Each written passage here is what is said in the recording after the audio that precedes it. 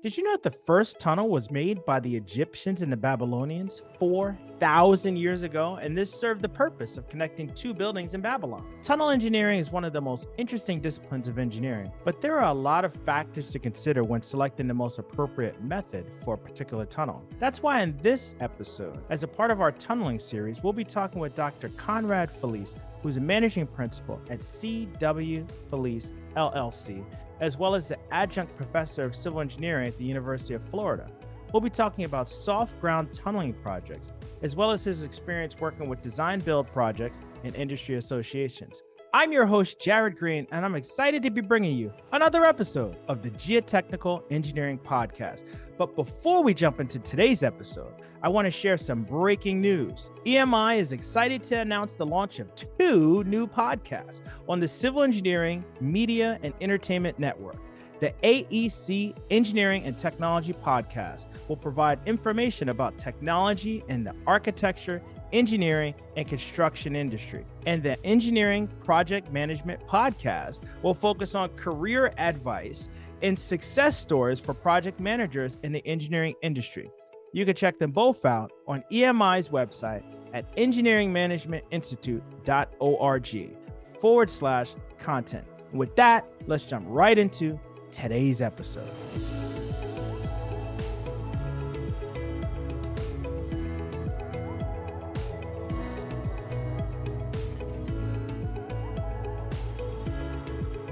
Before we dive in, we'd like to recognize our sponsor for this episode, PPI, a leader in engineering exam prep for the FE and PE exams.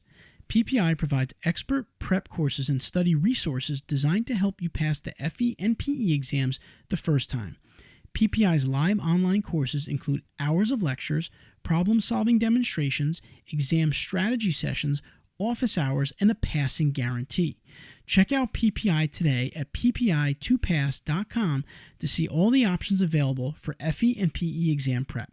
Now let's dive into today's episode. Welcome to the show, Conrad. How are you doing? I am well this Monday morning, thank you. Oh, great. What do we long for more than Monday mornings, right? So it would be helpful if you could tell our listeners a little bit more about yourself and what is it that you do on a daily basis? Be happy to. I'm a geostructural engineer, and most of my day is occupied working for the state of Washington on their design build programs on the 405 and the 509 gateway projects. On those projects, I am the lead geotechnical design build manager for the build out of those projects within the program. And that encompasses everything from conceptual design through the procurement phase, as well as during construction. Very nice. And I understand that you were the immediate past chair of the Tunnel and Underground Structures Committee of Transportation Research Board, TRB. Can you tell us a little bit more about what that committee does and, how does that help the tunneling industry? Certainly. TRB is an organization associated with the National Academy of Sciences, and it has an annual meeting that is quite large. It's up to nearly 15,000 attendees early in the month of January, and encompasses all aspects of transportation, planning, design, and execution through construction. The Tunnel and Underground Structures Committee focuses on just that, tunnels and underground structures. And that committee promotes and advances both research and design issues related to the safety and development of underground works. It could be metro systems, it could be rail tunnels. Lately, a lot of focus has been on safety issues in the event of fire. So life safety components and how to evacuate the traveling public safely. Got it. There's a lot that's covered there. And how long did you serve as the chair of that board? Those appointments are for 2 3-year terms, so 6 years total. Okay, got it. And what happens after that? I mean, do you have emeritus for some time or? You just continue participating as a committee member, or in this case, I've joined another committee to participate at the TRB and both identifying and implementing research concepts in the transportation market. Got it. Thank you so much for your service. talk a lot about that on the show. Just especially we have folks that are earlier in their career, and they say, what are the next things I should do once I learn how to be a geotech? And we talk a lot about giving back to the professional societies and figure out a way to contribute to the advancement of what we're doing in these realms of geotechnical engineering. So thank you for that. Now, I understand you've also worked on several soft ground tunnel projects in the past. Can you tell us how a tunnel is built in soft ground, such as in clay, silt, sand, gravel, and mud? How does that compare to a tunnel in hard rock? And again, you may say that's, why are you asking me that? But there are people that are still in school that have that question. So please let us know. Tunneling is a unique discipline within the civil engineering field and the geostructural profession. It really has a number of very unique challenges. And as you can imagine, tunnels can be built in very hard rock as well as very soft soils. Existing facilities are all over the world, and geology plays a very large role. In the soft ground market, we've had a number of advances in mechanized excavation. If you have longer tunnels, let's say greater than 1 kilometer in length, typically, these will be done both smaller and larger diameters with tunnel boring machines. And these are very advanced underground manufacturing facilities, in essence, that will not only excavate the tunnel through these differing ground conditions and water pressure conditions, but also erect the segments in the liner system as it excavates. And these are for both transportation as well as water tunnels all over the world. Thank you so much. And these structures they're massive. Every time I've been next to a tunnel boring machine, I feel so tiny, like a little ant. I had the opportunity to go in one this past weekend with a project under construction in Vancouver, Washington. Very exciting construction, and you'd be surprised how tight the space gets at the front of these tunnel boring machines. Fantastic. Thank you so much. And what are some of the factors that one has to consider when selecting the most appropriate method for a particular tunnel? Ground conditions trump everything. Understanding whether the material is hard, raveling, running sands, the different geologic and soil strata conditions will always govern what the choice is. Again, something like a length of over 1 kilometer, it's generally a mechanized system just due to cost. If you're doing cross passages for things like safety or other components, that will be some type of a hand or conventional excavation, sequential excavation potentially, sometimes known as the New Austrian tunneling method. Excellent. Excellent. And, I imagine that, when you're working on a project like this, as you said, kilometer long, what goes into maintaining product documentation? What types of things are you considering there? Documentation spans a range of things these days. In the current procurement world, where design build is the dominant use of procurement methodology, you really have submittals that are focused on design, and the engineering switches from being consulting to design engineering. So submittals have to be very attentive to contract language, demand requirements of the submittals, and you're no longer imprecise in your language. The documentation really is avoiding words like approximate or significant. It's what is it that you're going to design? How big is it going to be? What are the pressures? And be very specific. Documentation in today's environment needs to move more in that direction, as opposed to the consulting reports where you may or may not be involved in the construction. But in these design build projects, you're really engaged through construction and what's going to be built. So it really is precision in documentation and paying attention to the contract requirements and the contract requirements in your local area. The large firms or even smaller getting involved in projects all over the US, and requirements change. And you really need to be attentive to what those requirements are. Makes a lot of sense, especially if you're getting into a new area. I mean, there's a lot of value of already knowing how to do things in that local jurisdiction. And it probably explains why some people take the route of acquisition to make sure you know what you're doing in that area. Sometimes it really pays to know the local conditions and what the local governing requirements are, both at the design manuals for the state, in addition to what the national level AASHTO and FHWA requirements are. So it's really a broad requirement to understand what's really needed in these projects. Understood. Understood. And Dr. Felice, I understand that you're a strong believer in reading contracts properly. And I know that, engineering students, sometimes we don't really learn much about contracts until we're design professionals. But how has doing this helped in your engineering projects that you've been responsible for or that you've worked on? First and foremost, it keeps you out of trouble. True. The contract is the governing documents that you must adhere to. And again, I'll revert back to these design build jobs where, limited information is provided and the contract really governs what it is that you need to do. Many of us are now involved in pre-award work where we have to work with the contractors developing cost estimates and design alternatives. And the contract really governs what's required, as well as the local conditions. Sometimes you'll see requirements at the national level that will be at odds with the local requirements. So the contract will spell out what those local requirements are. And if you start developing design submittals after award and they are not addressing all of those contract requirements, you as the geostructural or geotechnical engineer on the project could have significant and schedule impacts to the overall project. So reading the contract, understanding the terms and conditions and what's required is really essential to being a good team member on these alternative procurement projects. So true. So true. And I think about contracts, and then my brain almost immediately goes towards risk.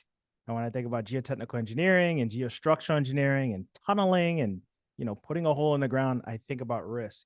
Well, what would you say, as far as the importance of risk and taking risk in your career, what comes to mind there for you?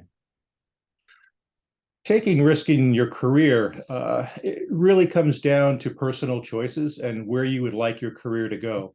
The young engineers that I've mentored over the years, I've always encouraged them to stretch themselves, take on those responsibilities and challenges that are a little beyond what you think your current capabilities are.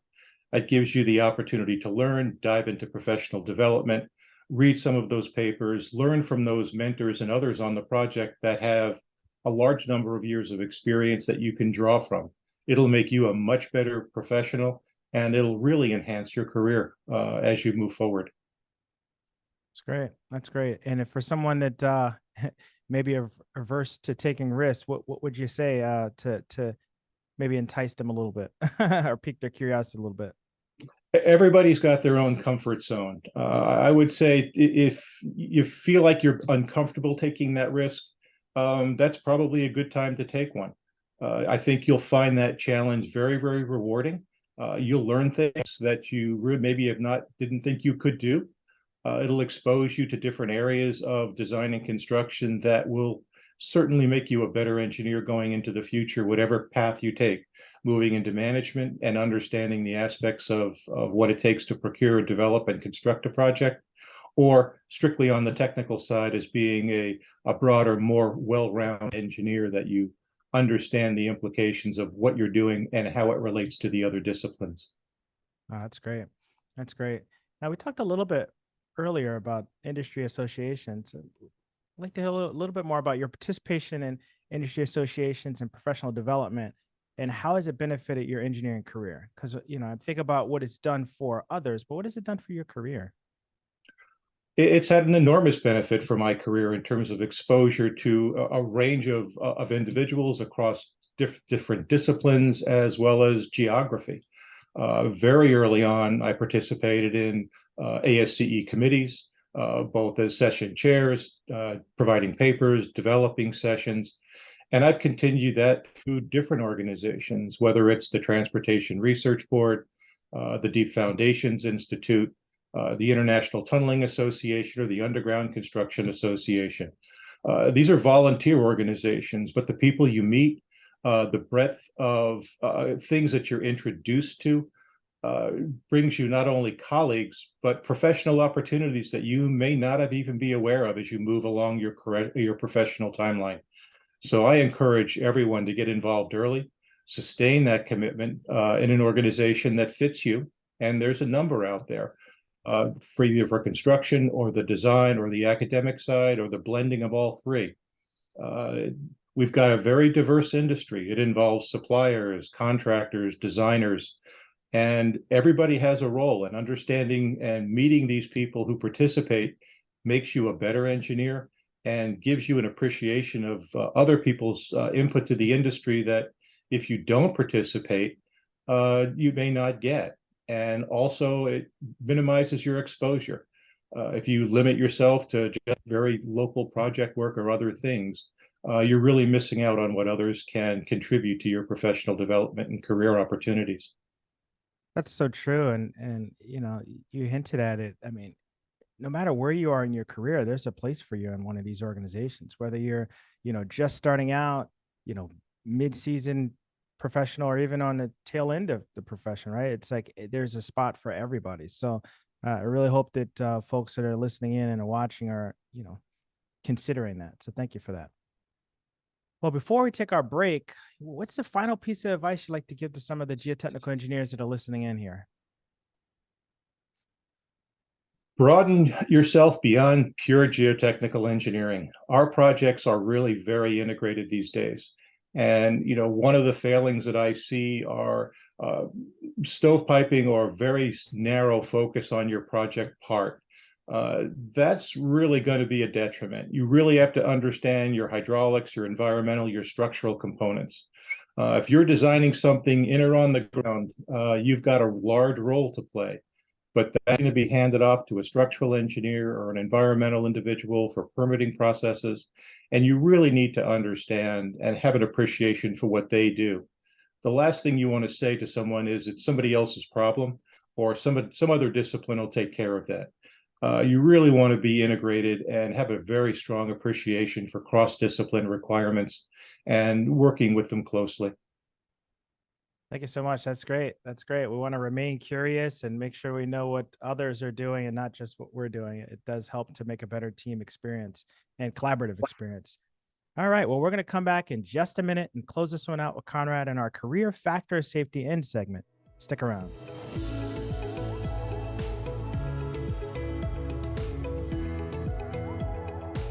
All right. Welcome back. It's time for our career factor safety end segment. In geotechnical engineering, just like many disciplines of engineering, it's important to incorporate a factor safety into your design. But what about incorporating a factor safety into your career? Today, of course, we're speaking with Dr. Conrad Felice, the managing principal at CW Felice LLC. Conrad, you've already had a very successful career. And when you look back on your career, can you think of one thing you implemented in your career to give yourself, let's call it a factor of safety in your career? There are two things that come to mind. I'm an Air Force veteran. I spent 27 years between active and reserve duty. And one of the things that I really did not want to do, but was given the assignment to accomplish, was to go overseas and work in Belgium. And being exposed to different cultures, different ways of doing things, had an enormous impact, and appreciation for that. Not everything is done the way we do it here, and there's a lot to be learned from others, both in their culture and their design practices. That was really reinforced and driven home when I had the opportunity to work on a project in India, in the city of Mumbai or Bombay, as it was known once. And this was a signature project for the country. It involved everything from all of the in-water work for the bathymetry and development of the foundation design through construction. And you were immersed in the culture, you were immersed in their design practices, their codes and requirements, their ways of construction, the international perspective in bringing people from all over the world to construct and build this really significant project for the country. And that gives you a much broader breadth of knowledge, appreciation for things. And if there was a factor of safety in my career, it was really that broad exposure to the international practices and what goes on around the world outside the boundaries of the United States. Well, that's great. Well, thank you so much for your service, first off. And we're in this season of Veterans Day. We want to make sure that we acknowledge you. Thank you so much for that. And also thank you for that counsel. You know, we have to think bigger than where we are now. We have to.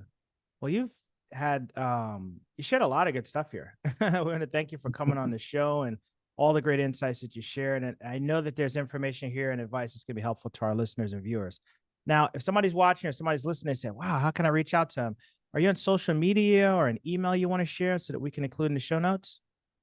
Certainly, I am on LinkedIn and be happy to respond there.